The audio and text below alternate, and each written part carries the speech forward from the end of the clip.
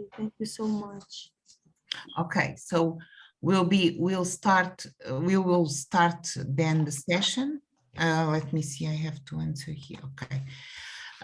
We'll start the session today. Good morning, everybody.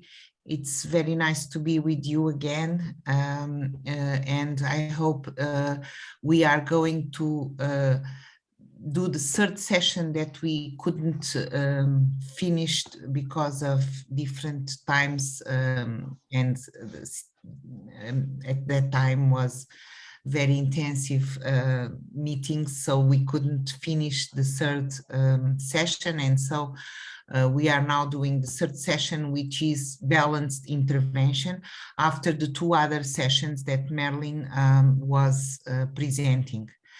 So today we'll be talking about balanced intervention. And what does this mean, balanced intervention? Balanced intervention, of course, is related to how well we involved everybody in the sessions, in the meetings, and in the times we are together with families and children. So, sorry, Anna, translation maybe. Okay, sorry. Yes, thank you so much. Yes. Sorry, Lola. Ничего страшного, it's okay. Значит, Анна-Мария Сирана начала сегодняшнюю сессию, и Анна говорит о том, что я очень рада быть со всеми с вами сегодня, очень рада всех вас видеть вновь, и сегодня очень важная сессия, которую мы должны с вами продолжить, потому что когда у нас был предконференционный мастер-класс, мы не успели провести эти сессии, потому что были очень интенсивные встречи, и сейчас у нас идет та тема, которая идет сразу после темы Мэрилин, которую мы с вами обсуждали на прошлых мастер-классах. И тема наша сегодняшняя – это сбалансированное вмешательство в раннем вмешательстве или сбалансированное раннее детское вмешательство. Что же оно означает? Оно в первую очередь означает о том, мы будем говорить о том, как нам вовлекать каждого и как это сделать в таком вот балансе, когда мы встречаемся с семьей. На каждой встрече, на каждом вот этом, как бы, на каждом взаимодействии с семьей. Как нам сделать так, чтобы эта встреча и это вмешательство было сбалансировано? So we will be talking about what is balanced intervention means, that we traditionally, we would only focus mainly on the child. But we don't want to be just mainly focused on the child, because our job when we work with families and children, it has to be at least, as we say, each encounter or visit, there are at least two learners. I would say three learners: the child, the family, and of course the practitioner, because we should be also learning in this process. We should learn about families' perceptions, families' cultural values, families' needs, and of course, of performing different tasks and so on. So we are at least two, but I would say three learners. И что сейчас отмечает Анна, очень важный момент, что, если вы помните, да, мы всегда говорили о том, что раньше в традиционных подходах, традиционных вмешательствах фокус был весь на ребенке. Сейчас нам очень важно, и мы будем говорить о том, что сбалансированное вмешательство означает, что мы фокусируемся не только на ребенке, и меньшую часть мы фокусируем на ребенке, мы должны фокусироваться и иметь сбалансированное взаимодействие с членами семьи, то есть это родители, которые участвуют в процессе. И если мы говорим, что на каждой встрече минимум 2 ученика, то есть это ребенок и родитель или опекун имеется в виду, то я бы отметила, как говорит Анна, что... Sorry, one second, Анна. Я бы отметила, что это даже 3 ученика. Почему? Потому что родитель, ребенок и сам специалист, который тоже учится во время каждой встречи. И нам очень важно, осуществляя вот это сбалансированное вмешательство, фокусироваться не только на ребенке, но фокусироваться на ощущениях и чувствах родителя, на его культурных ценностях, на потребностях и нуждах как ребенка, так и родителей, и, соответственно, обеспечивать и думать о тех заданиях или тех, как бы, да, вот, ну, тех ежедневных рутинах, которые необходимо, чтобы ребенок их улучшил, и семья тоже в том числе. Окей. Thank you. Next slide, please. So our work in early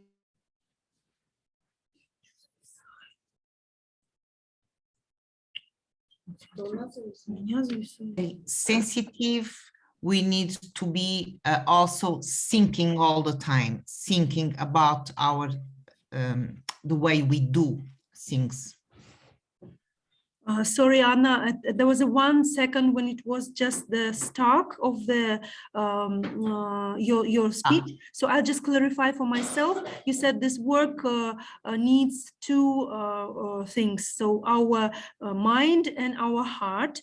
The heart because of the sensitive, and we need to be sensitive, and the mind because we need always to think what to do and how to help and how to involve the family. Is it correct? Exactly. Анна отметила, что наша работа в области вмешательства, особенно раннего детского вмешательства, требует нашей функции 2 органов очень важных. Это головного мозга, то есть нашего мышления постоянного, и нашего сердца. Сердце для того, чтобы быть чувствительным к потребностям семьи, быть чувствительным к ситуации, в которой семья оказалась или ребенок. А мозг и мышление наше для того, чтобы всегда думать, каждую минуту думать, как, в какой момент, что нужно сказать, что сделать, как помочь и так далее. То есть как само вот это вмешательство с учетом всех наших знаний осуществлять. Thank you. Next slide, please. Okay, so we know also from research that service providers use of capacity building. Capacity building is building capacities in others, that actively involved caregivers in learning during encounters or visits appear to be related to improve either caregiver and child outcomes. Вы все знаете, что и исследования показывают, что основным принципом вмешательства является наращивание потенциала или усиление возможностей семьи для того, чтобы родитель был активным участником этого процесса, он был активно вовлечен в само вмешательство для того, чтобы улучшать развитие и жизнь своего ребенка. То есть, как вот здесь написано, использование поставщиком или специалистом методов наращивания потенциала, которые активно вовлекают родителей или опекунов в обучение во время взаимодействия и посещений. Как представляется, они связаны с улучшением результатов как для детей, так и для родителей. Вот в слайдах иногда написан воспитатель, это имеется в виду родитель-опекун. То есть где-то это родитель биологический, где-то это опекун, где-то это кто-то близкий родственник. Okay, next slide, please. Okay, so this is of course result of research, decades of research, that we know that our job in early childhood intervention refers to these 3 levels that we have been talking about, and you are familiar with these 3 levels that Michael Guralnik talks about in his model, developmental systems model.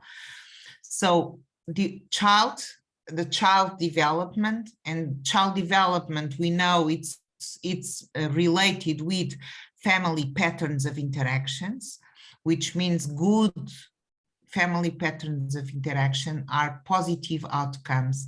Not so good parent-child interactions, negative outcomes.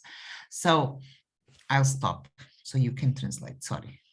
Да, вот как вы знаете, опять же, этот слайд посвящен одному из исследований, который делал специалист в этой сфере, в этой области Гуральник, который рассматривал некую такую модель системного развития ребенка, где он отмечает о том, что вот эти все три сферы очень играют огромную роль в развитии ребенка, который включает в себя взаимодействие, то есть семейные модели взаимодействия, как происходит взаимодействие внутри семьи. Мы знаем, что позитивные стили взаимодействия, они являются как бы, да, позитивными результатами. Негативные взаимодействия могут негативно оказаться и дать негативные результаты взаимодействия. То есть вот именно в этой схеме, в этой модели идет большой фокус на семейных ресурсах и на семейных моделях взаимодействия с ребенком. Thank you, Lola. So what basically this is to show, and we talked about this before, that our job in ECI has to look at these three levels, and that is why it makes it so complex for us professionals. We need to be aware of these three different levels here. Child, family, child interactions, and well-being of families, because we know that development depends on the well-being and parent-child interactions, and family resources, because family well-being is also connected, of course, with resources to took on their roles as parents, to do a good job as parents, raising their children. И мы знаем, и мы должны учитывать, почему вот эта вот наша работа является такой сложной и комплексной, потому что она включает в себя охват и уделение большого внимания вот этим трем, даже четырем сферам. То есть в первую очередь это ребенок и его развитие, второе – это взаимодействие между родителем и ребенком, третье – это благополучие родителя, потому что уже доказано, вы все знаете, что благополучие самого родителя очень сильно влияет на то, каким будет взаимодействие этого родителя с ребенком. И третья, очень важная, немаловажная часть – это семейные ресурсы, от которых тоже очень многое зависит, насколько эти ресурсы восполнены, насколько они активны, насколько они есть в семье, так это влияет на все остальные сферы. Thank you. So next slide, please. So basically, I think it's McWilliam who talks about this, the two-bucket theory. A parent can only fill their child's bucket as much as their own bucket is filled. And our job, part of our job in ECI, is to support parents' bucket so that he can fill the bucket of the child. And that's true for all families. But of course, when there is a child with special needs, families face more stressors, and we need to support them in also filling their buckets so that they can fill their child's bucket. And just one more thing, it's not just us professionals who fill parents' buckets. All informal supports and formal supports around family fill parents' bucket too. So just remember, it's not just us professionals. When we do this in ECI, we have to think about others around the family who can also fill parents' buckets. Вот здесь приведена некая такая аллегория сравнения роли специалистов раннего вмешательства в поддержке семьи, которая гласит так, что родитель может наполнить ведро своего ребенка, да, то есть, ну, это как аллегория такая представляется, что ровно настолько, насколько заполнено его собственное ведро. Это означает, что родитель может помочь развивать своего ребенка ровно настолько, насколько он сам имеет эти ресурсы, да, он со всех сторон имеет поддержку, знания, энергию, время и так далее, и так далее.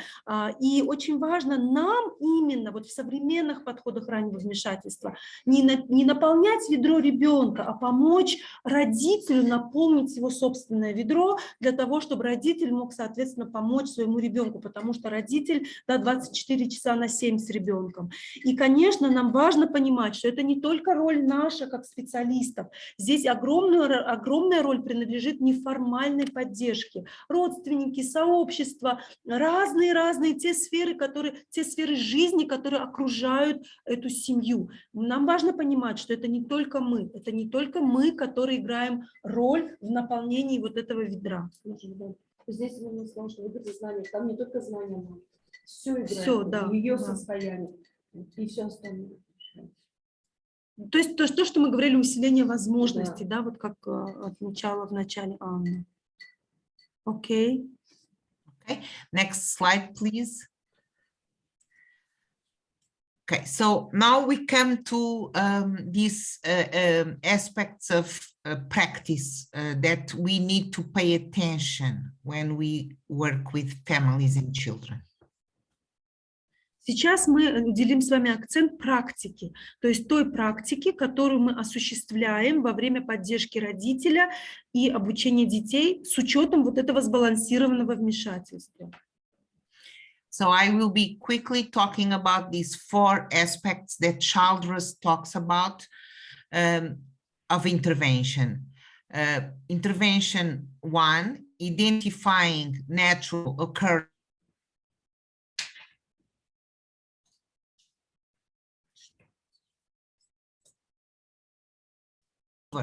Child relationships and responsiveness. Anna, please repeat because you were frozen for a few seconds. Okay, I hope this problem is the internet, sorry.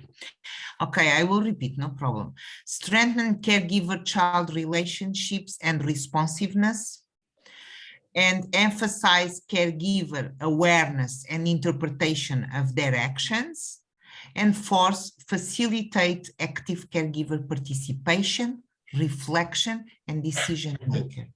So to have a balanced intervention, we have to think of these 4 aspects during intervention. Очень важным аспектом именно понимания того, когда мы говорим о сбалансированном вмешательстве, является акцент и понимание вот этих 4 принципов. Анна говорит, я сейчас их быстро повторю, потому что многие из вас уже эти принципы знают. Первое – это выявление естественных возможностей обучения интересов ребенка, способствующих развитию ребенка, естественных, то, что происходит в его естественной жизни, дома, там, садике, на детской площадке и так далее. Второй принцип – укрепление отношений между родителем, опекуном и ребенком и повышение отзывчивости. Третье – акцентирование внимания на осведомленность родителя и интерпретацию его собственных действий.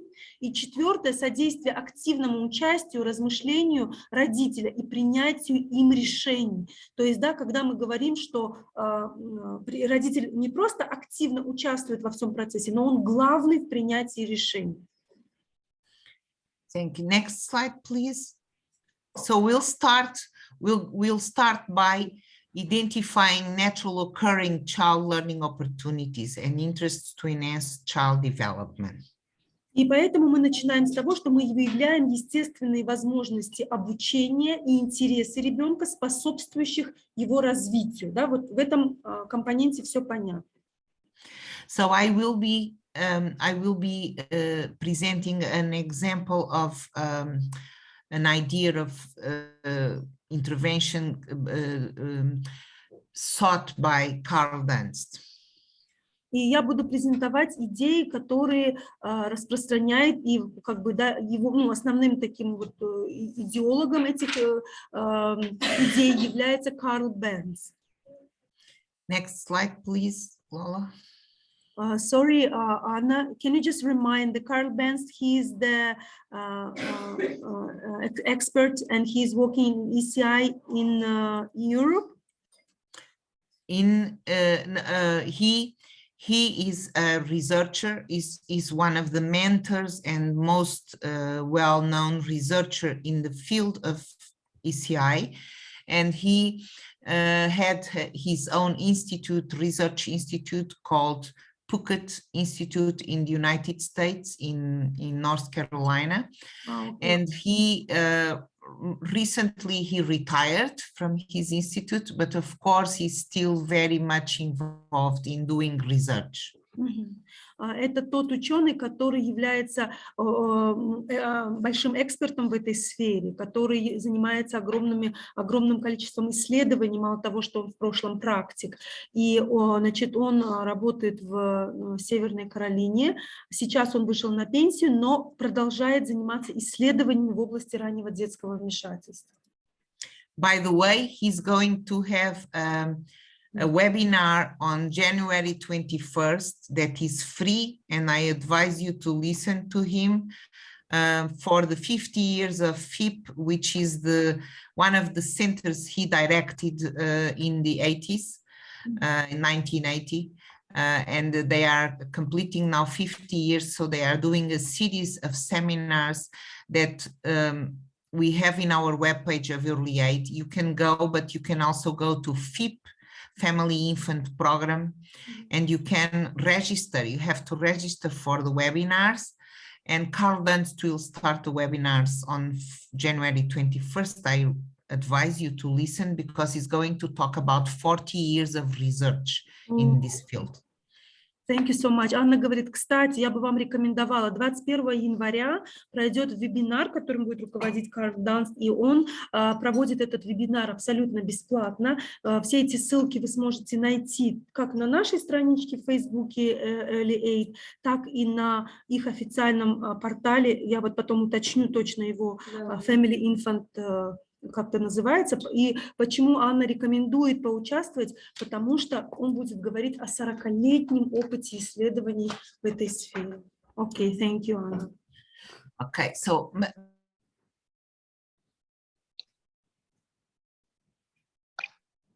Well, but how children learn? Children learn based on their interests. Anna, you were frozen again for a few seconds, so please repeat. Okay, sorry. If this continues, I will connect my private data on my phone to make sure that the connection is more stable. So anyway, as I was saying, this graphic you probably are familiar with because we've talked about it before, but it is about how children learn, and children learn starting by interests, being very motivated on something, and that's how they engage and they start being involved in actions with the world or with adults or with other children. И если мы начинаем говорить о возможностях обучения в повседневной жизни, в сообществе для ребенка, то очень важно, что вы эту схему наверняка уже знаете, мы про нее тоже говорили, что в основе вот этих возможностей для обучения всегда лежит интерес ребенка, тот его интерес, через который будет происходить его вовлечение в занятия, да, или те сессии, которые вы помогаете осуществлять в семье, а также его обучение. То есть очень важно, чтобы в основе вот этой поддержки лежали интересы ребенка, через которые вы сможете его вовлечь и улучшить его возможности в обучении. So let's take an example of a child that they can become interested in anything, as you know. Anything can be interesting for a child in his world or environment around. Мы знаем, что ребенок может быть абсолютно заинтересован, абсолютно любой вещью, интерес может быть абсолютно разный, это может быть абсолютно все, что окружает ребенка в его среде. Let's think that they see a bug outside. Well, while they are playing outside, they see a bug. What is bug? Sorry, Anna. A bug, an insect, an animal. Окей. Давайте представим, что ребенок увидел какое-то насекомое, да, которое было снаружи, он его увидел. Okay, so if they see a bug, what happens usually? They look close, they run after the bug, they look close, and then sometimes they try to pick it up, or they try to play with it with a stick or whatever. So they become engaged. This is engagement. Что происходит? То есть ребенок увидел свое любимое насекомое, он заинтересован, он смотрит на него, он пытается поймать его, он бежит к нему или пытается до него каким-то образом дойти. Он может взять палочку и начинает играть с этим насекомым. То есть происходит вот этот этап вовлечения в эту игру, в это взаимодействие с этим насекомым. So then, of course, by engaging, they start learning.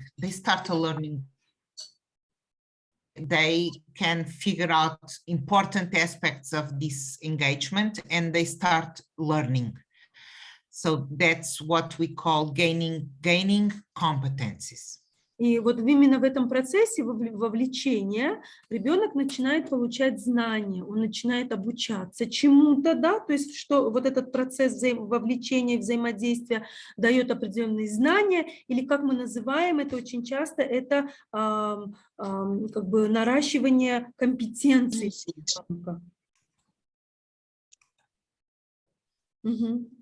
Sorry, I'm just connecting my give me a second, please. I'm connecting my private data so that I'm sure I don't have problems with connection. Okay, maybe it will improve. Секундочку, дайте мне, пожалуйста, я переключусь к другому интернету. Okay, so as I was saying,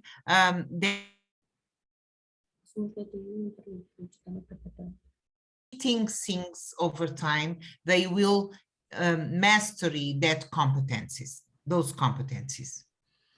И со временем, когда ребенок это делает часто, повторяет вот это вовлечение, игру через свой интерес, он приобретает определенные компетенции, он приобретает мастерство этого навыка, да, то есть он начинает этот навык у него появляется и закрепляется. То есть можно сказать, что ребенок этому научился. So they will learn pretty easy this cycle of learning. They will go through this cycle of learning, starting by interests. То есть, обратите внимание, ребенок проходит через так называемый цикл обучения, который в первую очередь начинается с его любимого интереса.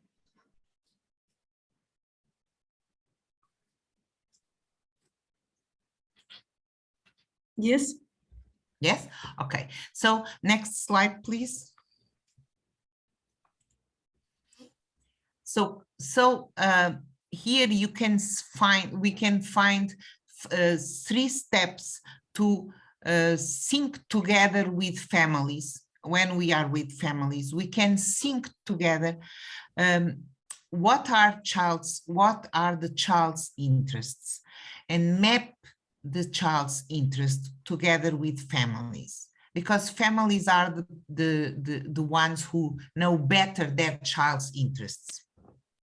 И сейчас мы здесь рассмотрим несколько шагов, которые мы, опять же, осуществляем вместе с родителями, и мы начинаем определять и узнавать интересы ребенка. Почему мы это делаем вместе с родителями? Потому что мы знаем, что родители знают своего ребенка лучше всех и больше всех. И, соответственно, мы начинаем выявлять эти интересы. And of course, also mapping, the second step is identify activities that provide opportunities to express their interests. And I forgot to mention, of course, child's interests are different from child to child. You can find totally different interests when you discuss and you identify the children's interests with families. Следующим шагом является определение возможностей ребенка, его интересов в том окружении, в сообществе, в котором он живет. Мы определяем виды деятельности, которые представляют возможности для выражения этих интересов. То есть вместе с родителями мы это продолжаем делать. И я еще также забыла сказать, что интересы у всех детей разные. Это очень важно нам помнить. То есть первое, определили интерес. Второе, как он может выражать эти интересы в своей повседневной жизни, в сообществе, да? То есть имеется в виду везде бы, где ни находился ребенок в своей повседневной жизни, как он может проявлять и выражать эти интересы. And then for, step 3, engage the child in learning opportunities that promote active participation skills and mastery of abilities. И третий шаг – это вовлекать ребенка в возможности для обучения, выстраивать такие стратегии, чтобы с учетом его интереса вовлекать его в процесс обучения, которые будут способствовать его активному участию. То есть ребенок не пассивно получает что-то, а он активно участвует в этом, благодаря его интересу и вовлечению, и приобретает таким образом новые навыки и овладевает способностями. Next slide, please. So let's take an example of how to do this. In the first step, we can discuss with families and find out families or other caregivers, could be also early childhood educators, if we are consulting and supporting early childhood educators in the preschool. So what makes a child, these are some questions we can ask. What makes a child happy and feel good? What are the child's favorite things? What things are particularly enjoyable and interesting for the child? What makes a child do their best? What makes the child take and maintain attention? What makes the child particularly struggling? These are some questions we can ask when we are, of course, with parents or caregivers. Lola, you don't need to translate the questions because they are written down, just what I said as introduction, please. You know, Anna, like in our screen, I don't know, it seems very small in the letters for the participants. Okay, so who go are ahead. sitting in the room. So for online participants, it's okay to read. I will quickly do it, okay? Okay, don't worry, do if you think that's important, okay. Окей. И таким образом Анна переходит к каждому шагу в отдельности. Как это делать? Определить интерес ребенка очень важно, и мы вовлекаем в это не только родителей, но это может быть и воспитатель детского сада, если ребенок ходит в обычный детский сад. Таким образом, есть некий перечень вопросов, который поможет нам это сделать. Соответственно, вопросы звучат так. Я их прочитаю, потому что вам их отсюда плохо видно. Вы задаете вопрос, к примеру, такой: что делает вашего ребенка счастливым и позволяет чувствовать себя хорошо? Какие у него любимые вещи? Какие вещи особенно приятные и интересные для ребенка? Что заставляет ребенка стараться изо всех сил? Что заставляет ребенка уделять и поддерживать внимание? Что заставляет ребенка испытывать особые трудности?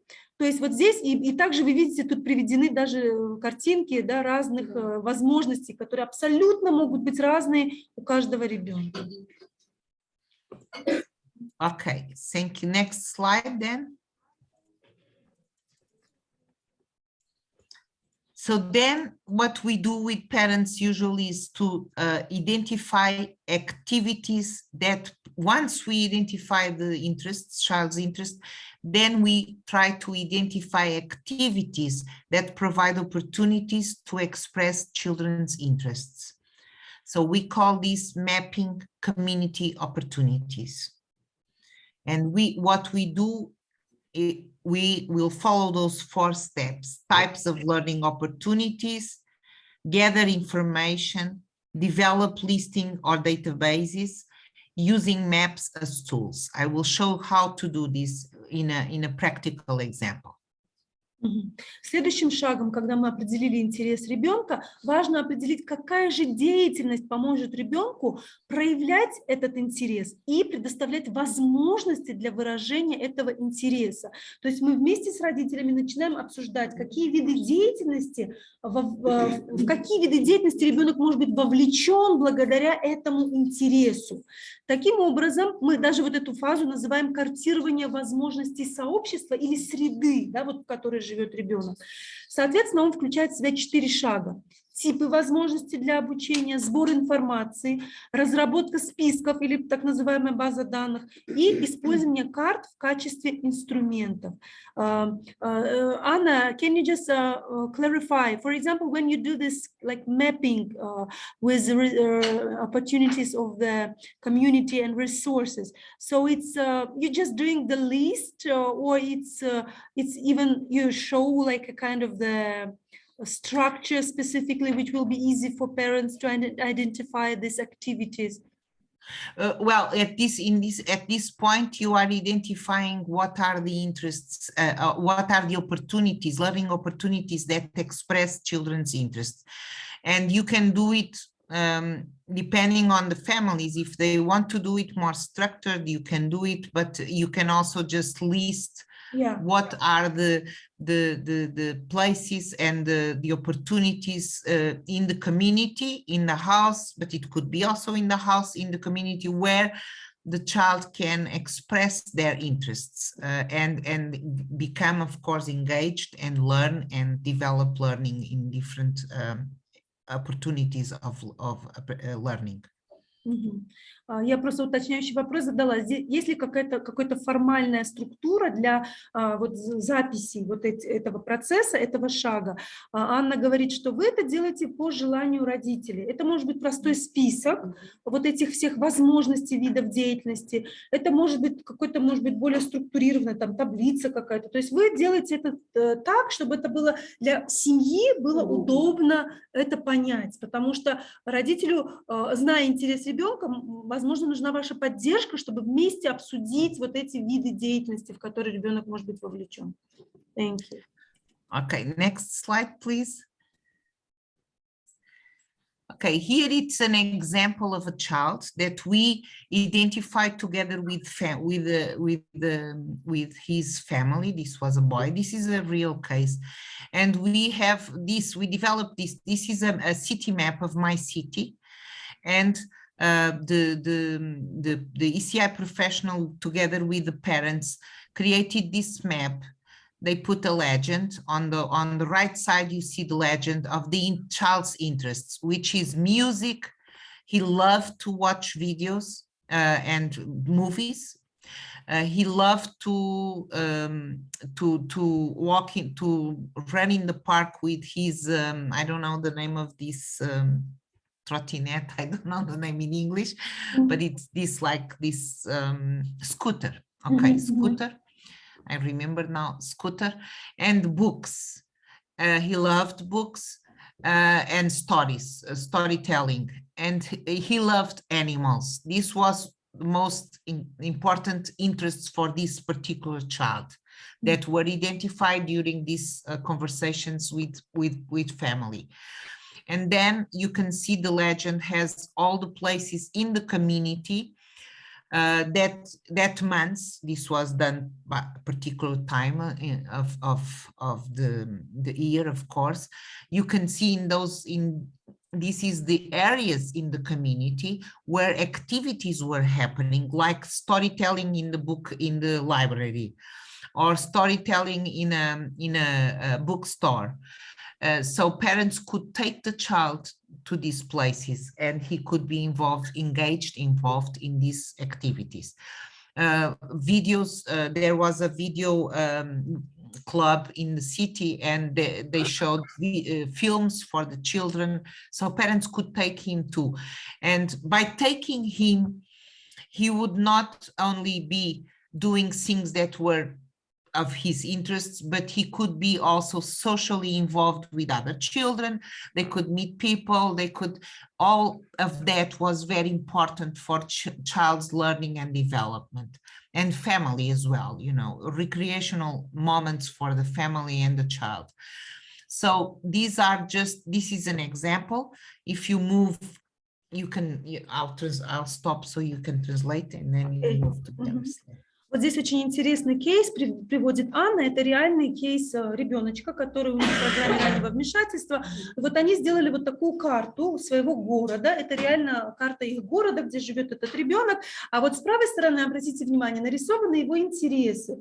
Первый интерес – это музыка, он очень любит музыку. Второй – он очень любит смотреть видео, различные видео. Третий – он обожает кататься на самокате. Он очень любит книги. И вот последний, я так поняла, что он любит льва. Да? Анна, with the last one, with the lion. Животных просто. Animals. He loved animals. He loved animals, so they were also identifying places that he could go to see animals and to be involved with animals somehow. Okay. Да, то есть он любит животных, и вот этот лев олицетворяет любовь его к животным. И вот обратите внимание, вот эти вот все разноцветные крестики, которые стоят напротив каждого, да, музыка, кино, самокат, в городе, они вместе с родителями определили, а где в сообществе ребенок может использовать этот свой интерес для того, чтобы обучаться. Таким образом, они определили, где он может слушать музыку. Ага, и вот там, вы где видите зеленые, видите, стоят точечки, он вот в городе, в этих местах может слушать музыку. И, соответственно, через свой интерес к музыке он обучается в этот момент. Следующее, где мы можем смотреть с тобой видео. И в городе таких возможностей много, где он может ходить и смотреть фильмы. Третье, где он может кататься на скутере.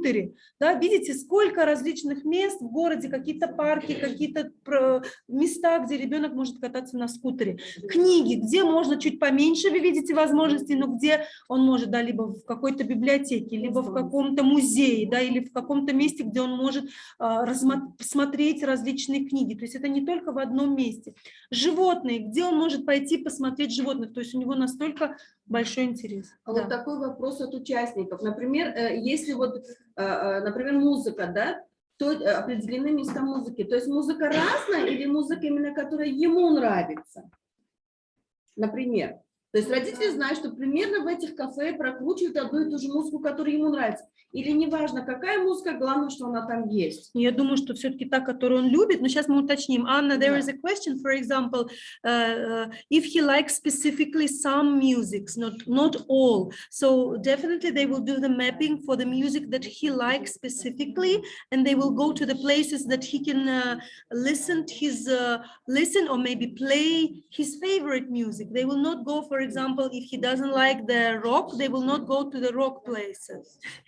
Yes, of course. That has to be a match between children's interests and family also interests in this process. So we are listening to families, and they will let us know what really moves children. And this is true for all children, even children with more complex disabilities. Can, of course, have these interests, and we need to understand what are the interests, and we can, of course, then think together with parents, how can we involve children in learning. Thank you. That was a question from the participant. Да, вы абсолютно правы. То есть вы будете туда, где действительно ребенку играет его любимая музыка, да, и, соответственно, это будете обсуждать вместе с семьей. Это не просто будет ваше решение, куда отправить ребенка, это будет в процессе обсуждения с семьей. И вот в завершении этого слайда, когда она выступала до вопроса, очень важно понимать, что ведь все вот эти, обратите внимание, все вот эти места, где будет ребенок вовлечен в деятельность, в основе которого лежит его интерес, он будет укреплять свои социальные навыки и социальное вовлечение, он будет как бы, ну, везде встречаться с разными людьми, и также будет вовлечена его семья, то есть ребенок там не будет один. И, соответственно, это некий такой процесс развлечения для семьи и отдыха в том числе, если это, ну, как бы действительно соответствует потребности семьи. Anna, just the question here also from me. In our situation, we always feel for families, it's difficult to go without the support people. In case of early intervention in Europe, if, for example, family asked to go together, we experienced this opportunity here. Our professional went together with family because that was the request from the family, and they was feeling insecure to go alone first time for this kind of community place. Is it okay if the professional goes together to support the family? Yes, of course, first times if family needs support, it's important that you can sync a moment together to support the family. But remember that our goal is to make families stronger and to build autonomy. And so it is important that we keep this in mind. Not make dependent families on us for these things, because these are things that are very important for child's development, and we need to support them to, of course, be involved and engaged in these activities by themselves. But if, of course, to start off, like, we can support these first moments, and then of course value, and I will be talking about this after, about this importance of building capacities of parents in this process. Я задала такой вопрос, у нас часто родитель говорит, что мне страшно идти в первый раз куда-то, в какое-то место с ребенком, где я буду чувствовать себя очень сложно, дискомфортно, я переживаю, как это пройдет наша первая встреча. Я задала вопрос, может ли в начале, в самом, для того, чтобы поддержать родителя, профессионал пойти вместе. У нас вот в программе Respite такая была практика, и после чего родитель уже дальше продолжает это делать сам. Анна ответила, да, конечно, в самом начале это можно сделать, для того, чтобы поддержать семью в этот момент, но стараться ни в коем случае не делать семью зависимым от вас, что в итоге потом без вас не сможет родитель это делать, понимать о том, что только можно помочь в самом начале, и очень важно дальше выстраивать такую схему поддержки, чтобы усиливать возможности самой семьи, да, ее собственные возможности в этом процессе. Thank you. Okay, so but you will be listening this through Christina. Christina will be talking about life examples of this that I'm talking. I'm just. Кристина будет приводить примеры из жизни вот по этим всем пунктам, которые мы сейчас обсуждаем. Okay. Okay, next slide. It's another example of another child that is. In this you can see well the map, but there is a map too, and a map of a region, and then you, or a city, or a community, a smaller community, and you will identify the child's interest profile, and then you will find the places in the community where the child can express these interests and be involved and learn. Вот здесь вы видите еще одну карту интересов ребенка и той деятельности, в которую он может быть вовлечен в его небольшом сообществе, в котором он живет, так называемый профайл интересов ребенка, где вместе с родителями были определены интересы ребенка и, соответственно, где он может эти интересы свои использовать, в какую деятельность он может быть вовлечен в своем городе, в своем сообществе, для того, чтобы эти интересы... Интерес и какой-то смайлик. Да. Музыка, да. солнышко, это сердечко. Да, то есть вот такой схемой карты выбрали вот эти вот, видишь, скутер, это этот смайлик. Да, смайлик, зеленый крестик, это плавание, и он любит барашков, вот это пастбище, это сердечко, да. А солнышко, значит, музыка. Солнышко – это музыка, да. Окей. Okay? Okay. Yes. So we can move to the next slide, please. Yes. Okay, next slide. Engage children in learning opportunities that promote active participation, competence, and mastery skills. So participating in community activities, type of participation varies, of course. So we need to, of course, we need to think about this concerning developmental competences of children in the different ages. Of course, a 1-year-old or a 2-year-old or a 4 or 5-year-old have totally different interests based also on their competencies, their developmental competencies. And that's why we need to know a lot about development. We need to understand development so we can understand, of course, these differences among children concerning their developmental competencies. Следующий шаг, третий шаг, это вовлечение детей в возможности обучения, которые способствуют активному участию ребенка в этом процессе, повышению его компетентности и уже укреплению или овладению этим навыком. Соответственно, это следующие могут быть различные мероприятия в сообществе. Тип участия детей варьируется в зависимости от возраста, да, то есть какой вот этот формат и насколько ребенок будет вовлечен, зависит от его возрастных особенностей. Степень свободы деятельности, да, то есть свобода, больше возможностей для демонстрации интереса, насколько ребенку нужна поддержка и помощь тут. Важность неожиданных возможностей для обучения, что мы называем естественным обучением, что использовать любую ситуацию, любой момент для обучения. И постепенная адаптация плюс настойчивость. Очень важно понимать, что соответствует и улучшает развитие ребенка в каждом из этих пунктов. Okay, so another aspect we need to pay attention is the degree of freedom of activities. We know children like to learn in more based on their interests in having more freedom to try on whatever they are learning, and so we need to be there, of course, to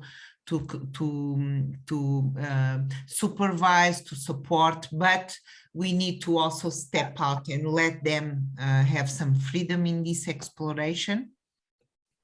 И вот этот пункт, про который очень важно помнить, что касается свободы, степень свободы деятельности ребенка. Конечно, нам важно супервизировать эту ситуацию, поддерживать ее, но стараться не оказывать большого давления, чтобы ребенок чувствовал себя более свободным в вовлечении вот в эту деятельность. То есть не полностью контролировать эту ситуацию, а так, как бы шаг назад сделать для того, чтобы у ребенка была возможность самому проявлять вот эти свои интересы и быть активно вовлечен в эту деятельность более самостоятельно. And of course, importance of unexpected learning opportunities that might show and happen, and of course this is very important and happens very often when we are with children. They can all of a sudden there is something very interesting that comes out, and we need to also allow the child to of course be involved in other unexpected opportunity, and of course gradual adaptation and persistence in this process of learning and involvement of the children in these activities. И, как я уже чуть раньше перевела, важность неожиданных возможностей, о чем говорит сейчас Анна. То есть бывают ситуации, когда возникает неожиданная возможность для изучения чего-то, и мы должны помогать ребенку видеть эти возможности и в то же время помогать ему обучаться через эти неожиданные возможности. Такие ситуации могут в повседневной жизни, в среде, в сообществе возникать очень часто, спонтанно. Вот. И также нам нужно понимать, что адаптация все-таки должна быть постепенной, но при этом настойчивость необходима. То есть, Anna, can you just show some example with persistence? What does it mean? Persistence? With persistence? Yes, in this content.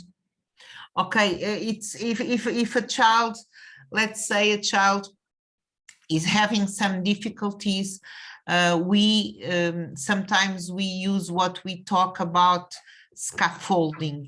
Are you familiar with the word scaffolding? Scaffolding is giving support until the child is able to do it by herself. But again, you will listen to these aspects when you are listening to Christina's videos and images. You will see this idea of giving some support and then taking the support out so that the child is able to be autonomous doing it. Yes. Persistent is repeating because children also learn through repetitions of scenes, and this persistence is important so that the child begin to be able to do it by herself.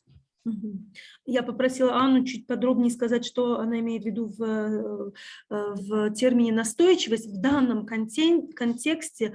И Анна отметила, что да, это еще Кристина будет показывать и говорить об этом подробнее, но здесь очень важный момент, что если у ребенка что-то получается с трудом, и ему сложно, мы, как взрослые, в этот момент можем оказать соответствующую поддержку. Но такую поддержку, которая будет способствовать тому, чтобы ребенок постепенно становился более самостоятельным.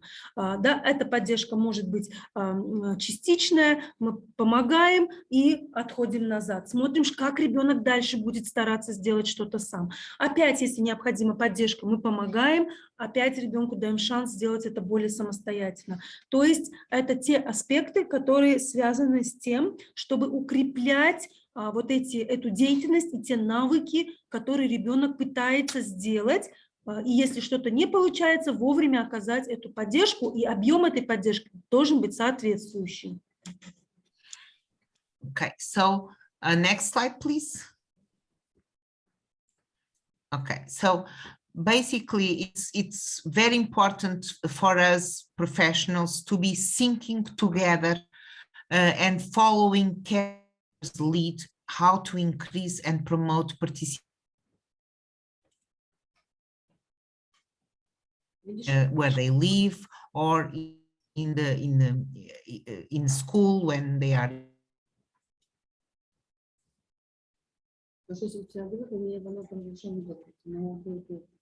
Unfortunately, there were a few seconds out.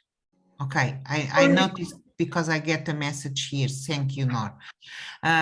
So I'll repeat.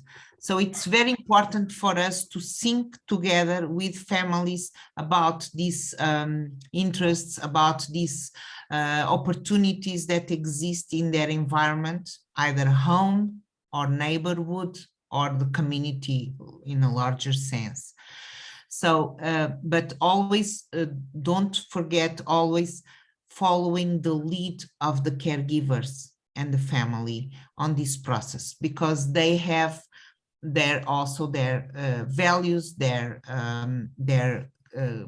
culture aspects that determine what they are interested in doing, and of course what particularly in this aspect what the child is interested in. So think together with parents how we can improve children's opportunities to be involved in learning, and that can happen, as you see in this slide, in many opportunities, like family routines, outings with the family, visits to places with animals, street animations, adaptive swimming classes, and so on, so on. Вот следующий шаг, который является стратегией вовлечения в сообщество, очень важно на этом этапе, вот в этом шаге совместно с родителями анализировать, наблюдать, думать о том, как помочь ребенку увеличить и улучшить его участие в жизни сообщества. То есть это могут быть какие-то семейные мероприятия, это выезды, это посещение мест, там, каких-то праздников, каких-то анимаций, каких-то мест, где есть животные, парки, какие-то там плавания, да, вы тут видите, кафе и так далее, так далее. Какие-то места, где происходит какое-то интерактивное взаимодействие с ребенком. Но очень важно, то есть какое бы ни было место в сообществе, какая бы ни была деятельность в сообществе, очень важно следовать принципу в этой ситуации, что родитель, он лидирует в этой дискуссии. То есть вам важно не просто дать рекомендации и дать советы, очень важно сделать шаг назад, дать возможность родителю самому анализировать и принимать решения по выбору этих активностей, этой деятельности. То есть вот в этом процессе наблюдения и размышлений лидирующую роль важно, чтобы имел родитель. Да. Okay, so next slide, please. Here you have an example of a matrix that you can also build when you are doing this exercise. This is of course just an example, but that can support you thinking about what we just discussed. You can identify the activities that the child can be involved, and then what are the competencies that she will develop during these activities. This is important to support also awareness of the competencies that the child will learn through this process. And this can also increase parents' information about these aspects, of course. So this is also a way that you can use to organize, to plan the intervention with parents. But of course, I must say that this depends on how parents want to do this. Some parents don't want to have this so structured, and they just want to talk with you and discuss with you these aspects and not having this. But for others, they might want to have this, and then you can plan and think about this on a matrix. So these are just examples. Вот здесь вы видите пример матрицы деятельности. Опять же, вот про то, что мы говорили, о том, в основе интереса ребенка, какая подходит ему деятельность для того, чтобы он как бы улучшал свои компетенции, приобретал компетенции и укреплял определенные навыки. И вот, допустим, может выглядеть матрица деятельности вот таким образом для ребенка. Обратите внимание, с левой стороны написаны компетенции ребенка, допустим, прогулка без поддержки, помещать или обозначать предметы, изображения, отвечать на вопросы, здороваться с друзьями и другими, использовать ложку для еды, одеваться, там, раздеваться, одеваться и так далее. И, соответственно, справа вы видите несколько мест в сообществе, где ребенок может эти навыки практиковать. Да? И, допустим, вы видите прогулка с соседями, там стоит 3 как бы крестика, соответственно, вот эти навыки он именно в прогулке с соседями может активировать, улучшать и повышать их мастерство. Дальше идет поход в супермаркет и так далее, и так далее. И что очень важно отметила Анна, что некоторые родители для вас вот именно попросят сделать вот такую структурированную матрицу. Им так легче таким образом видеть и понимать, это как такая поддержка. Кто-то из родителей не захочет вот такую структурированную схему, а им достаточно с вами это обсудить и поговорить, и он все запомнил, он все знает и лучше представляет. То есть, опять же, вот такую схему вы рисуете в том случае, если родитель это просит сделать, и как бы он хотел, чтобы выглядела вот эта вот, как бы, ну, эта схема. То есть, получается, матрица может быть несколько. Деятельность на улице, там дома или в садике мы можем разработать. Абсолютно. То есть в зависимости от интереса ребенка, вида деятельности, места в сообществе, запроса родителя, соответствующих запросов по компетенциям, которые бы он хотел, чтобы у ребенка улучшилось, и, соответственно, в какой ситуации это делать. Okay, so can we move? Lola, can I please ask you to move to slide 20, please, because we won't have time to do the group reflections. Okay. But you can, what I can ask you is when, because you will have the slides, you can do this together when you are together in another moment as a team. You can reflect about the questions I posed on the slides for reflection. Okay. Yeah, so this is the slide 20. Should I? Thank you. Do you want to tell them that they can discuss this in groups when they are when they have the slides with them? They can think about the reflection slides that I have there and think about the questions I raised. Окей. Уважаемые участники, сейчас что она предлагает? Для того, что у нас все-таки мало времени, сейчас работу в группах мы не успеем здесь сделать, потому что, чтобы успеть весь материал пройти. Но когда вы получите слайд,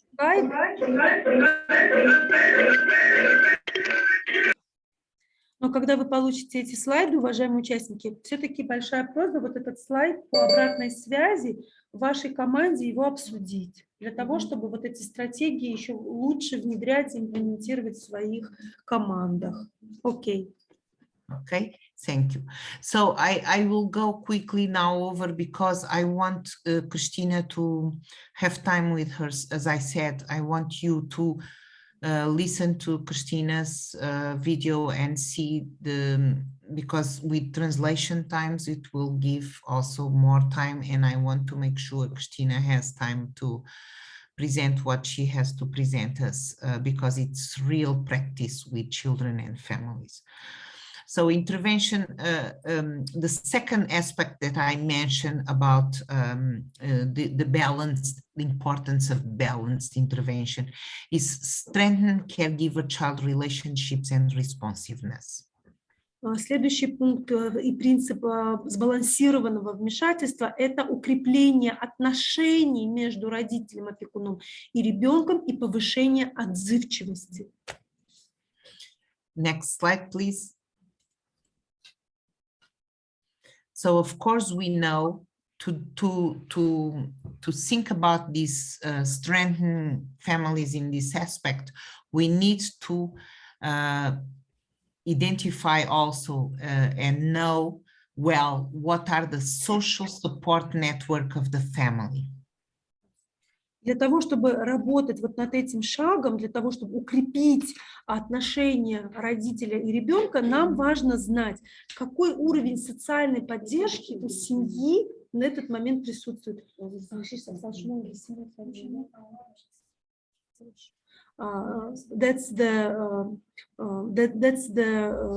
Oh, sorry, Anna. I just asked one participant. Sorry, That's okay. She understands English, but doesn't understand Russian. I just said, is it okay? I'm translating in Russian. Sorry. Okay, no, don't worry. Okay, so social support networks, as we talked about before too, it is very important because social support functions as a safety net, a net that holds families back or prevents them from falling. And this is true for all families.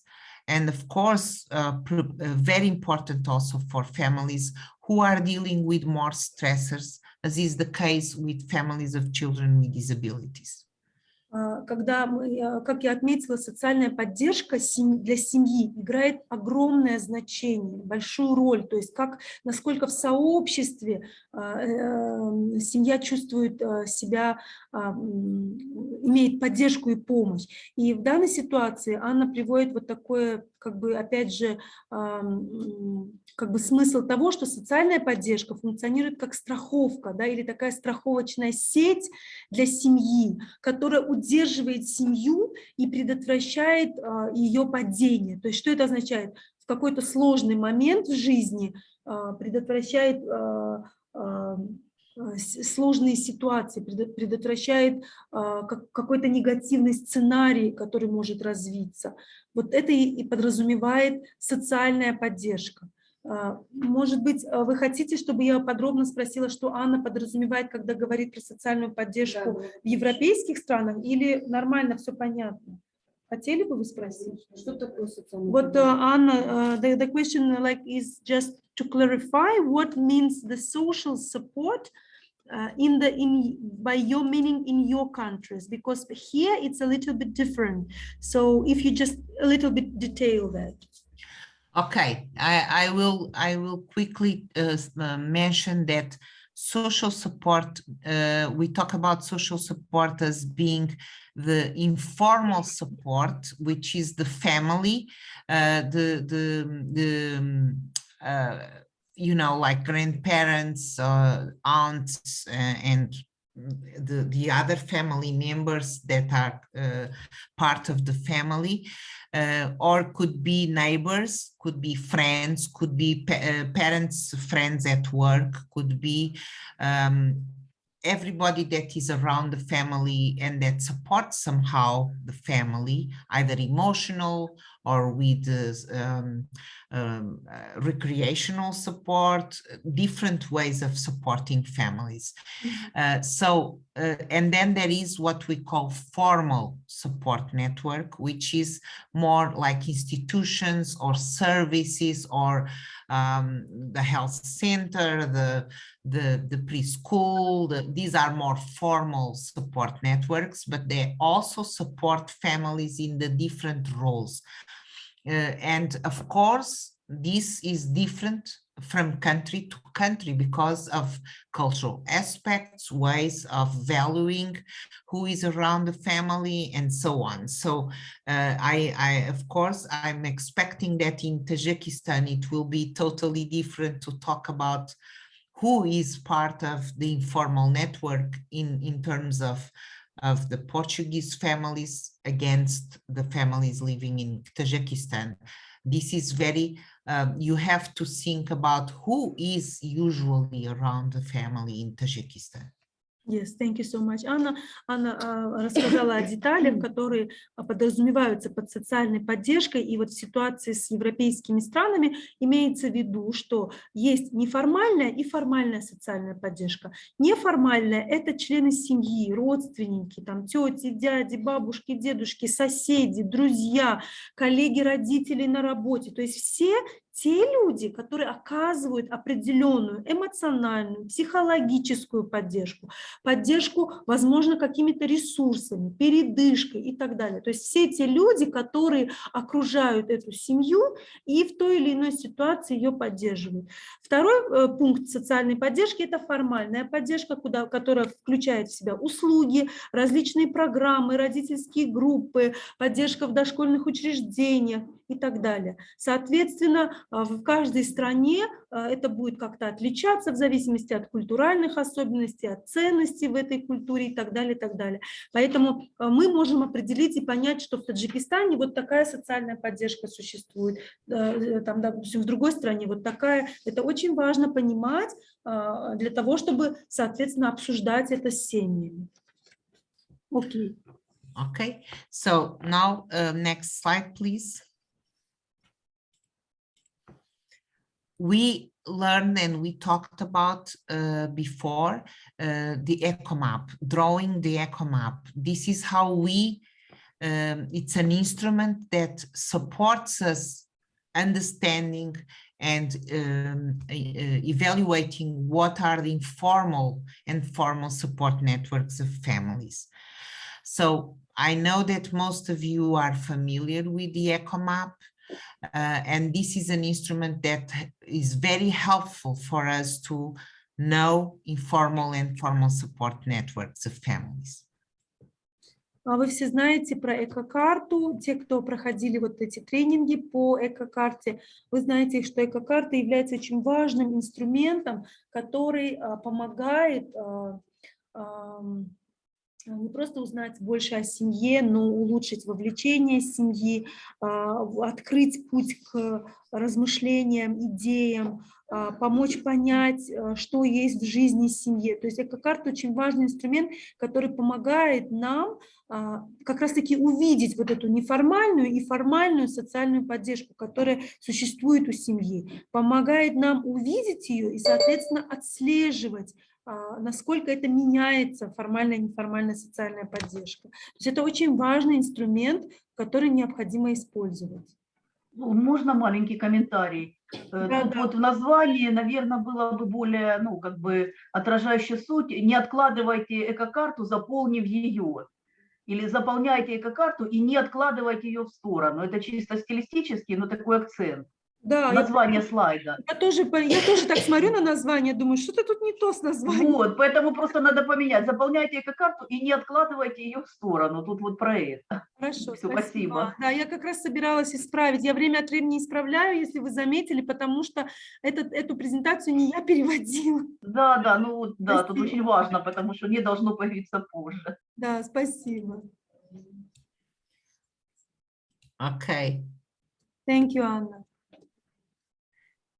Can I go on, Yes, please. Lola? Yes. Okay. So basically, the eco map, as I say, is a very important document, but don't set it aside. Very often professionals used all these instruments to do the assessment, but then they don't use them anymore. And that's not the case. The eco map is key element for us to understand and support families. So is the gateway to conversations, reflections, and insights. Allows us to understand who is in the family's life before we offer suggestions. Supports changes, especially if a family is bombarded with professional services. Helps us develop stronger outcomes. Helps us move away from got a need, get a service. Because very often in the informal networks, there are solutions that can support families in a more autonomous and empower families this way. Helps us monitor if informal supports are being replaced by formal supports, and is a resource for capacity building opportunities. Sorry, Anna, this what was saying, like, if there is need, get the services. What does it mean? To move from the approach, there is need, take the services. What does it mean? Okay, because if you, usually we professionals tend to think solutions as a problem, one service. Oh, you got a problem, we'll find a service for you. Okay. That's not the way usually we should be thinking, because we want to make families stronger. We want to empower families in this process. And if we want to empower families, we have to think, how is it possible to find solutions around the informal support network of families? Okay, yeah. Is there someone, I will give you a very simple example. If they need support with transporting the child to preschool, sometimes there is this idea, okay, we'll get a service that will transport the child. But what if you think, is there anyone in the informal support network of the family who can support the family by doing this with the child? And if you can find this, you are finding solutions that families can handle much easier when we are not there. Yes. Because we are in families' life for a short period of time, which is the years of early intervention, but they continue the journey and they need to be stronger in being autonomous in solving these aspects. So if we try to solve problems together with families, with solutions that they can find among themselves, we are supporting them to become more autonomous in this process. Okay, thank you for clarifying. И таким образом очень важно понимать, что очень часто что делают специалисты? Заполнили эко-карту и забыли про нее. Да, она где-то в кипе документов лежит, и вы ее не используете. В следующий момент либо ее вообще не заполняют. Куча других ассессментов, да, вот этих всех оценочных листов, кейс-менеджеров. Все это лежит, никто на это не смотрит. Очень важно понимать, что ваш инструмент, особенно как эко-карта, очень функциональный. Его нужно постоянно наблюдать, отслеживать, обсуждать с семьей, потому что это поможет семье стать более функциональной, более автономной, научиться принимать решения самостоятельно, помогает семье понять, кто есть в их жизни, прежде чем мы дадим какие-то советы, поддерживает перемены, если на семью обрушиваются какие-то дополнительные услуги, помогает добиваться более высоких результатов, помогает отойти от подхода, вот, допустим, проблема, вот вам сервис. Я попросила Анну уточнить вот этот момент, и Анна разъяснила. Смотрите, очень часто бывает как, семья обращается с проблемой, и мы говорим, вот такая проблема, вот вам услуга, пожалуйста. Эта проблема, вот вам другая услуга, пожалуйста. Очень часто мы просто даем вот это решение как услугу, но при этом семья сама не думает, как решать эту проблему и не ищет какие-то неформальные пути проблемы. И вот такой пример приводит Анна с транспортом. Допустим, есть услуга привоза детей в центр или в какую-то программу дошкольную с транспортом, да, и семья говорит, нам тяжело привозить ребенка, дайте нам, пожалуйста, услугу, профессионалы предоставляют эту услугу. Но очень важно, прежде чем предоставлять эту услугу, спросить семью, а можете ли вы сами привозить своего ребенка, а какие есть у вас родственники, соседи, друзья, кто может поможет вам это сделать. То есть не всегда нужно сразу предлагать услугу, потому что семья может оказаться без вас в один прекрасный день. В один прекрасный день этой услуги может быть не рядом, специалисты и программы, и сервис может просто не быть рядом. Поэтому стараться обсуждать с семьей, какие неформальные пути выходов, решения этой проблемы семья может сделать самостоятельно. Очень важно, чтобы они были вовлечены в этот процесс принятия решений, в этой очень актуальной, да, актуальный очень пример в нашей ситуации. Следующий момент. Эко-карта помогает отслеживать, как заменяется неформальная поддержка формальной или наоборот, и также является ресурсом для создания возможностей и наращивания потенциала. Поэтому мы должны про нее не забывать и использовать, и те команды, возможно, которые еще не используют, чтобы те команды, кто использует, поделились. Это очень интересный, очень простой инструмент, и можно его использовать. Thank you. Okay, so next slide, please. And I will be finishing very soon. Emphasize, we have intervention, the third aspect of intervention, of the balanced intervention that we need to pay attention is emphasize caregivers' awareness and interpretation of their own actions. And this is the time we need to be very carefully listening to caregivers when we are in the visits, when we are in our encounters with caregivers, to understand what competencies, of course, they bring to the situation, because they bring competencies, they have competencies, and we have to build on these competencies. So we need to be aware, what are they doing already very good and well, and then what they need to improve, and we then support them in this process.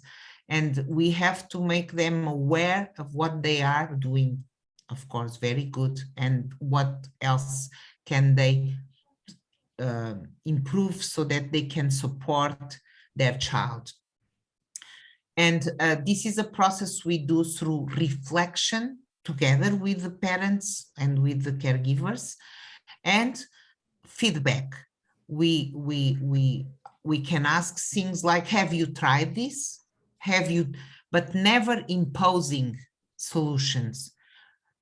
Very carefully listening, very careful raising awareness of things that parents and caregivers are already doing well in these interactions, in this responsiveness, of course, to the child's needs, but at the same time, reflecting together what could be done to improve that, or what we could do to support that learning. Okay. Этот следующий принцип очень важный, сбалансированного вмешательства, акцентировать внимание на осведомленности родителя и интерпретации его собственных действий. Вот в этом пункте, вообще вот в этой части нужно быть очень-очень осторожными и внимательными. Почему?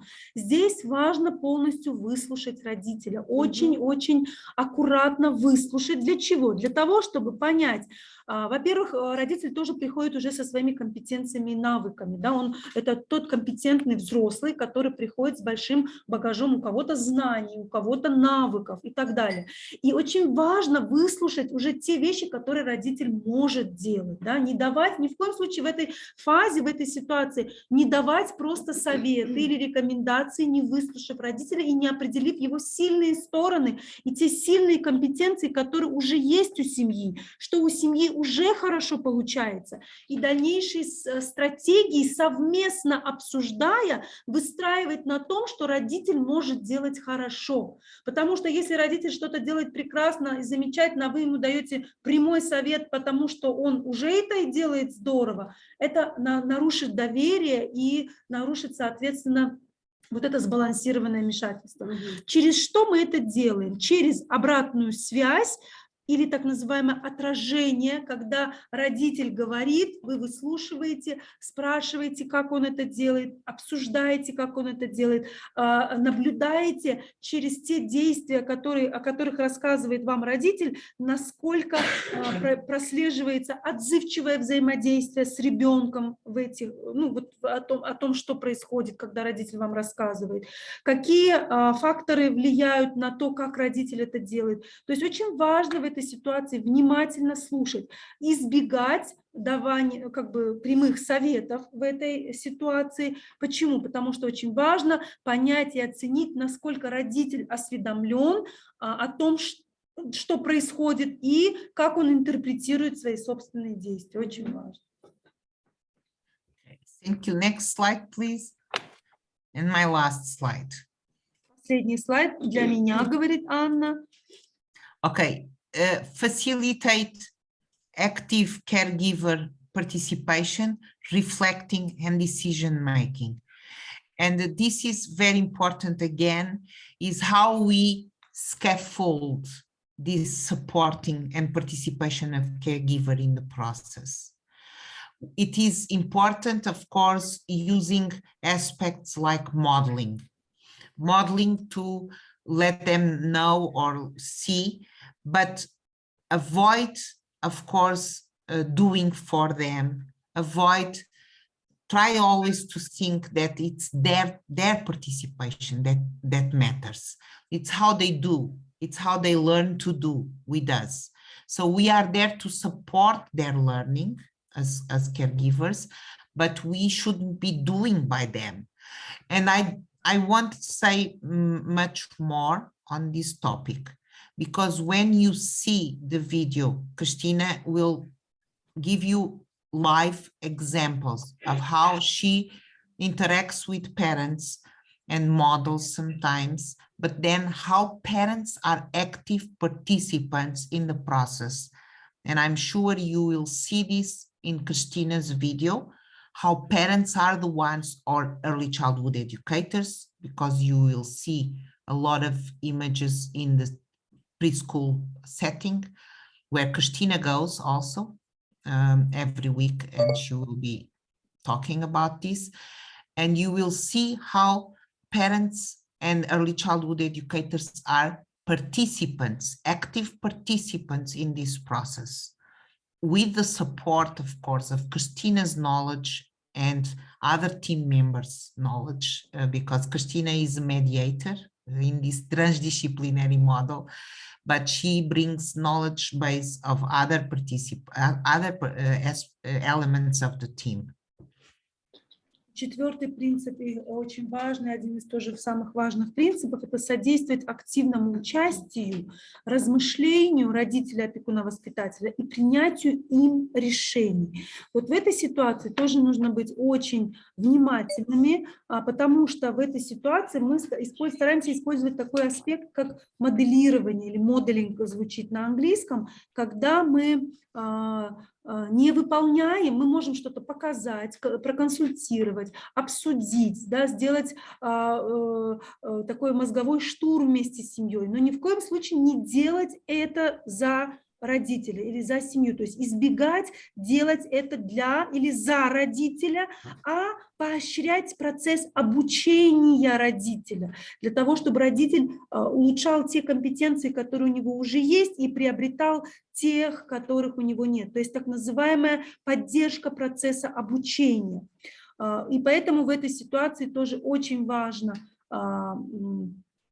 использовать вот то, что Кристина будет очень много это показывать вам, быть неким таким медиатором, как вы это увидите в ее видео, когда Кристина медиатор вот этой своей трансдисциплинарной команды, то есть она взаимодействует с семьей, но за ней большая трансдисциплинарная команда других специалистов, и, соответственно, в этом видео на практике вы увидите, как она способствует обучению, поддержки процесса обучения родителя.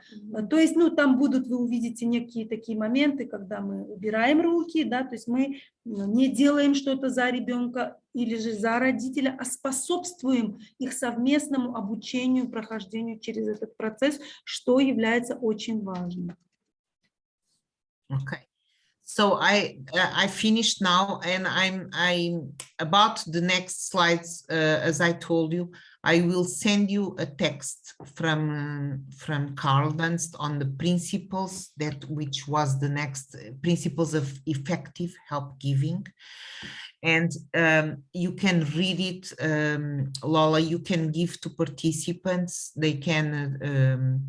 If you now, it's very easy. If you put the text on Google, you can follow. I mean, it's not a perfect translation, but you can follow the principles. And if you have any doubts, you can come back to me, and I will even do a video clarifying any doubts that you have on those principles, because we don't have time. So that we can watch the video that Christina is presenting. I don't know if you want to do a break of 10 minutes now, so that we can,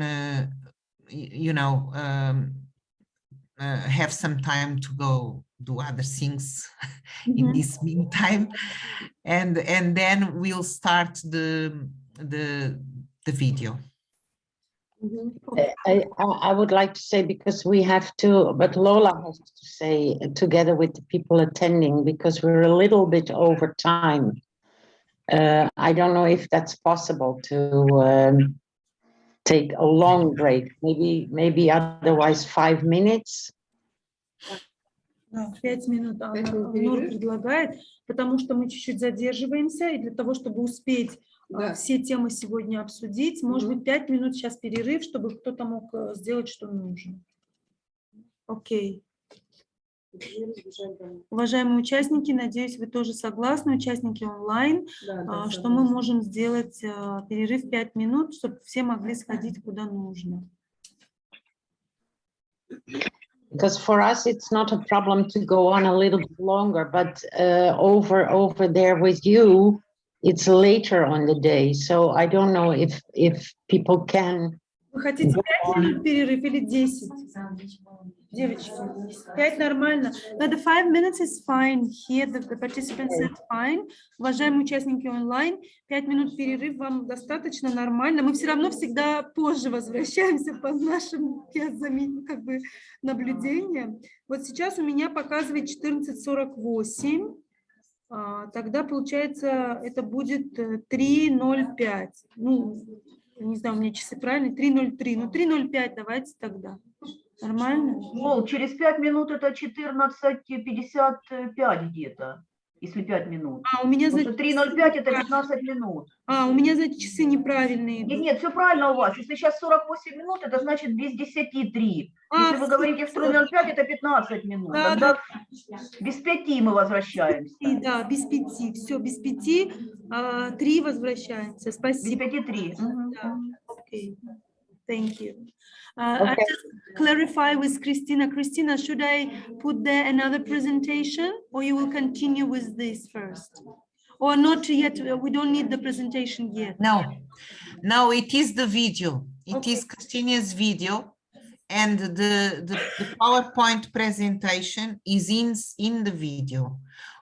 what you can do, Lola, is send the translated presentation now to all participants, so they can follow. They can follow themselves the presentation translated, but Christina will be on the video. Okay, so I will send now by email to participants, and those participants who are here in the room, we should, how we will do it? We will put stop in the video for translation, or they will watch all video first. How do you wish? I think that we were talking about this yesterday, and maybe we could stop the video. Lola, she speaks very slowly. Okay. My idea is if you could translate on top of what Christina is talking in the video, because she speaks very slowly.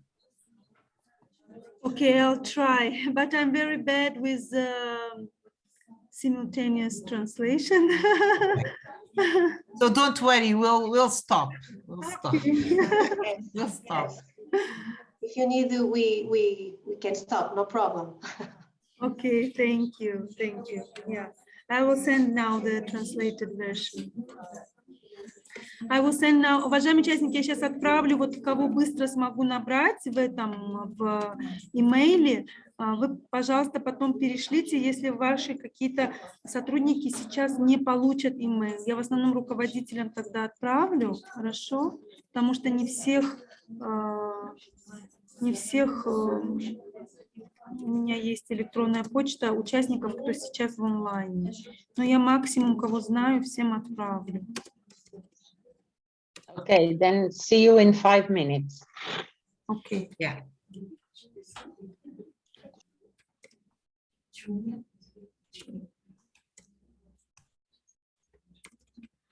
Оль, я извиняюсь очень. Не успею, мне надо письмо отправить. Если вам не трудно, вы можете мне один кофе сделать, пожалуйста. Я пока буду отправлять.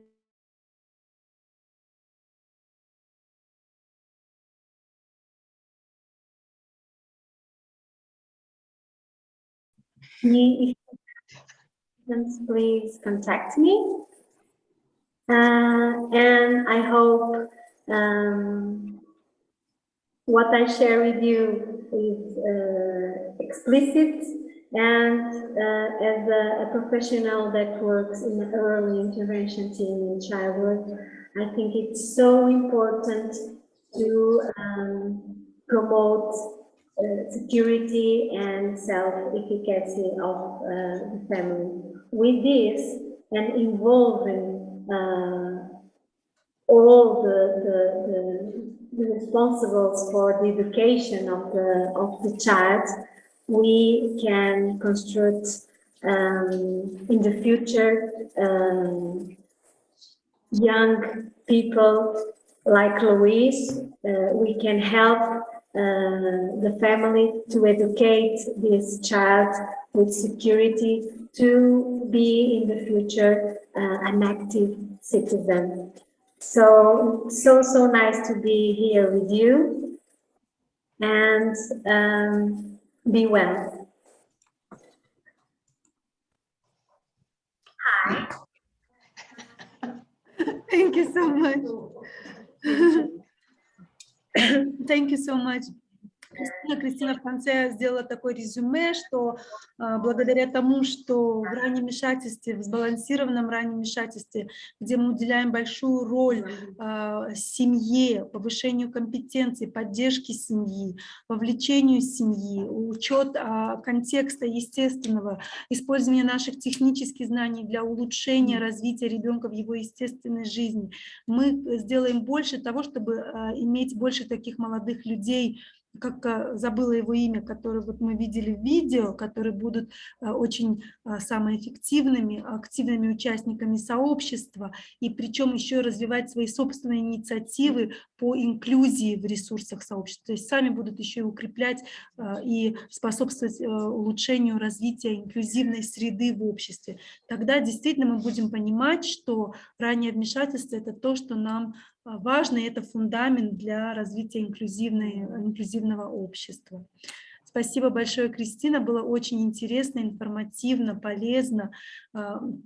У нас для нашей именно команды раннего вмешательства, поскольку у нас больше детей с аутизмом и с особенностями нейроразвития, для нас это был тоже очень полезный опыт, поскольку к нам тоже стали приходить детки с особенностями физического развития. У нас в команде есть физический терапевт и эрготерапевт, и сегодняшние видео были для нас и вообще стратегии очень-очень актуальными, значимыми и очень полезными. Я думаю, что всем командам... Ой, я по-русски говорю, извините, sorry, I'm saying in Russian. I'm sorry. Sorry, Christina, Anna, and Nora, I'm already in the... I got спасибо. Спасибо. Но зато все поняли, участники, да, то я бы на английском сказала. Quickly translate in English. Thank you. That this was a very important and interesting day today with Anna and Christina. And for our team specifically, I mean, in the ERODA intervention team, we have most of children with autism and neurodevelopmental disabilities, and more with aspects of autism or cognitive issues, but not with physical disabilities. But still we have some families who are addressed to us with physical disabilities and physical issues. So for our team, in spite that we have physiotherapists and occupational therapists, it was very interesting and informative and useful. And I'm sure for all teams who are here here with us today and in online, it also was very, very useful and important. Sorry, in the end of the day, my Можно комментарий, Лол, один? Да, пожалуйста. Вы знаете, мне кажется, что для меня лично это еще одно подтверждение того, что когда говорила Кристина, ну и Анна, говорили вот этот принцип hands-off, то есть это не только о физической терапии. На самом деле мы знаем, как много у нас логопеды делают массажи этими страшными приспособлениями. Логопеды тоже не... То есть это не только про физическую терапию, потому что нам нужно руки держать off и придумывать вместе с семьями средства, которые помогут развиваться не только в области физического развития. Поэтому это, мне кажется, тоже очень, ну, для меня лично это один из очень важных выводов, потому что кажется, hands-off – это то, что физического развития касается не. И первое, что приходит в голову, это массаж логопедический этими инструментами жуткими, когда можно взять чупа-чупс, подумать с семьей, как использовать, или что-то другое, игрушки и так далее. Да. Поэтому спасибо огромное. Или же даже в контексте коммуникации, да, когда учат ребенка просто повторять слова, да, просто как бы зазубривать какие-то слова вместо естественного контекста в жизни ребенка с участием семьи, используя ежедневные, повседневные рутины и, естественно, участие самих родителей. Абсолютно верно. Спасибо, Анна, за такую... My comments was about the principle hands-off. It's not only about physical therapy. It's, for example, about speech therapists, which in Ukraine very often used for massage, special, very terrible, like equipment. So it's not only for physical therapy. Hands-off, yes. It's like general principle, and we found with Lola a few examples. What does it mean in our reality? And also, exactly, Anna, you are absolutely right. And let me tell you that, Lola, it's all the principles you learn today are true for autism too. So, of course, autism has different aspects, but the principles of listening to families, of understanding concerns, of making children participating, it's all the same. Yes, yes, yes. I also did that correlation to Anna, how it's important, because lots of therapists specifically on autism, also many professionals using not in the context, just in like they call intensive therapy for 40 hours, but it's just in the closed room without family, without generalization, without inclusion. So definitely you are completely right. This is so important for all children, and these principles are so important for all children. And specifically with physical therapy, it was good that now we saw that from the point of view of the physical therapy, because in our country, it's also a big issue, using these strategies in the way which is very old or not already evidence-based. Thank you so much.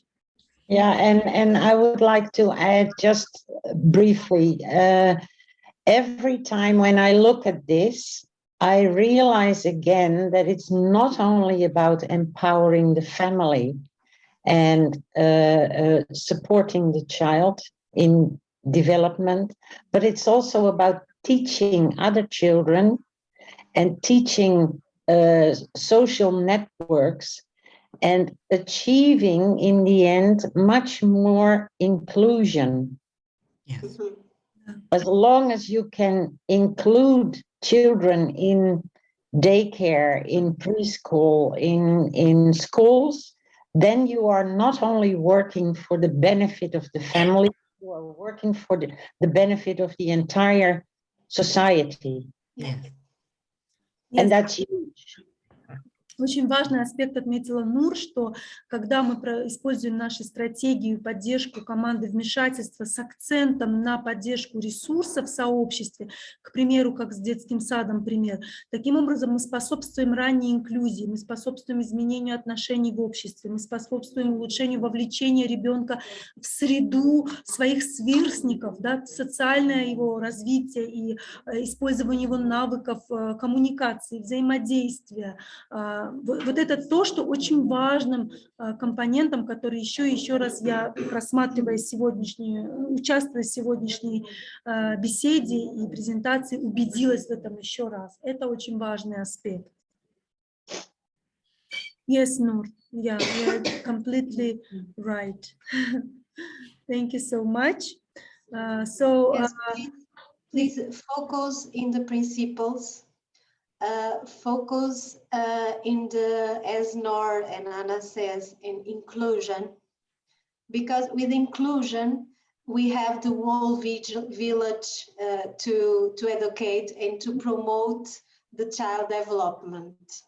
And with this inclusion is the safe base for the child participate, because all the child only wants to be accepted.